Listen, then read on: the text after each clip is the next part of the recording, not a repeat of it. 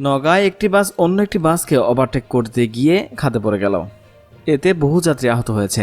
তাদেরকে হাসপাতালে চিকিৎসা দেওয়ার জন্য নেওয়া হয়েছে এবং বাসের ভিতরে এখনও যাত্রী রয়েছে। নওগাঁর বদলগাছিতে ওভারটেক করতে গিয়ে একটি বাস খাদে পড়ে গেছে। মঙ্গলবার সকাল 8টার পরে বদলগাছির মাজাতি বদলগাছি সড়কে চাকরেল নামক স্থানে দুর্ঘটনা ঘটে। এ বিষয়ে প্রত্যক্ষদর্শীরা জানান, নাজিরপুর থেকে নওগাঁগামী একটি বাসকে ওভারটেক করতে গিয়ে পেছনের বাসটি খাদে পড়ে যায়। এতে ওই বাসে 20 থেকে 25 জন যাত্রী ছিলেন। স্থানীয়রা ফায়ার সার্ভিসের কর্মীরা আহতদের উদ্ধার করে হাসপাতালে ভর্তি করেছেন।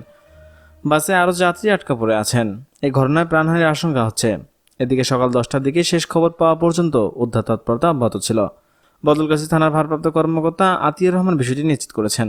দর্শক, এখনকার মতো এখানে শেষ। পরবর্তী আপডেট জানতে আমাদের সাথে থাকুন। ধন্যবাদ সবাইকে।